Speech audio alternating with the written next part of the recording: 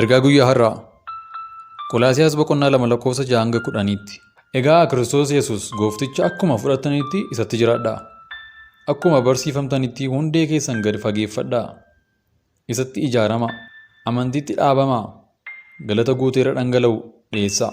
Namni tokko illee akka barsiisa Kiristoos otoo hin ta'in yaada mataa isaa keessaa ba'ee fi gowwoomsaa waan tokko of keessaa hin qabneen isin hin harkisin. Akka barsiisa amala namaatti akka isa hafuurota bantii Waaqaa keessaa biyya lafaa kana irratti humna qabu jedhamanii sodaatamanitti isin hin booji'in. Kana hundumaattis of eeggadhaa.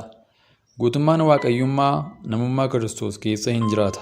Isinis isuma warra bantii Waaqaa keessatti gooftummaa qabanii fi aboo qaban hundumaaf mataa ta'e sanaan gara guutummaa jireenyaatti dhuftaniitu. Sagalee Waaqayyoo iddoo kanatti karaa Kiristoos jireenya guutuu ta'e keessa akka jirru ergi gaafa Kiristoosiin fudhanneeti kaasnee jireenya guutuu ta'e keessa akka jirru nutti dubbata. Gara jalqabaa irratti akkuma yeroo gooftaa Yesuus Kiristoosiin fudhattan sanatti jiraadhaa jedha. Akkuma yeroo gooftaa Yesuusiin fudhatte sanatti hafuura qabdu sana, amantii qabdu sanatti, gowwummaa qabdu sanatti jiraadhu jedha. Barsiisa barsiifamte sanatti illee guddadhu jedha. Itti of guddisii, itti of geeddarii jedha. Akkasumas immoo galata guutee irra dhangala'e dhiyeessa. Barsiisa Kiristoos hundee jireenyaa kee qoradhu. Barsiisii ati ittiin jiraachuu qabdu illee barsiisuma isa yeroo gooftaa Yesuus Kiristoosiin amante sanaa ta'uu qaba jechuudha. Barsiisii kee hundeen isaa gadi fagaachuu qaba. Yaadaa fi ilaalcha namaa isa garaa isaanii keessaa ba'u, isa yaada isaanii keessaa ba'u hin fudhatin jedha. Sababni isaa barsiisa Kiristoosiin takkaa fudhatteetta. Isa jireenyatti nama geessu takkaa fudhatte. Kanaaf gowwoomsaa isa yaada namootaa keessaa ba'u sana hin dhagayin. Isaanii wanta waa'ee hin baasne, wanta dhimma hin baasne yaada garaa isaanii keessaa baasanii akka namni jireenya guutuu ta'e hin jiraanne, akka namni Kiristoositti qabamee hin jiraanne waan godhaniif jechuudha. Kanaaf filosoofii namaa isa namni yaada garaa isaa keessaa baasees taasoo hin fudhatini. Kan biraan yeroo hundumaa akka nuti of eeggachuu qabnu nu ta'a. Yeroo hundumaa yaada keenya akka eeggachuu qabnu, yeroo hundumaa yaada keenyaaf of eeggachuu qabnu.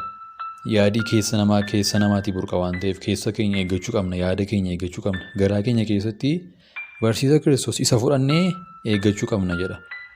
Sababni isaas keessa keenya yoo eeggannetu Waaqayyoon akka nuti Kiristoos keessatti agarru isa godha. Yaada keenya yoo eegganne Kiristoosiin agarra jechuudha. Yaada keenya yoo eegganne barsiisa Kiristoosiin yoo eegganne guutummaan Waaqayyoon guutummaan isaa Kiristoos keessatti argama. Kanaaf jireenya nuti Kiristoos keessatti qabnu, jireenya nuti Kiristoosii wajjin hin qabnu murteessaadha jechuudha Waaqayyoon arguudhaaf. Gooftaa kana qabaachuu keessaniif gara guutummaa jireenyaatti dhuftaniif jedha. Gooftaa Yesuus Kiristoositti amanuu keenyaaf, isaa wajjin jiraachuu keenyaaf barsiisa fudhanne sana, amantii fudhanne sana galata guuteera dhangalee dhiyeessuu sana, shaakala sana qabaachuun keenya jireenyi karaa Kiristoos guutuu akka ta'e nuuf ibsa. Kanaaf ati irra gammadii. Jireenyi kee karaa Kiristoos guutuudha. Haalli ati keessa jirtu, amantiin kee karaa Kiristoosii guutuudhaati. Ati fudhatamaadha fuula Waaqayyoo duratti. Karaa Kiristoos ati hir'uu hin qabdu. Maaliif ati duukaa buutuu Kiristoosii jechuudha. Namni Kiristoosiin hordofu, namni Kiristoosiin duukaa bu'u yeroo hundumaayyuu wanta inni argatu yoo jiraate Kiristoosii wajjin dhaaltuu, Kiristoosii wajjin dhaala argachuu, Kiristoosii wajjin guutuu ta'u jireenyi Kiristoos kanadha. Obbolaa koo Waaqayyo sana eebbisee eebbifamaa.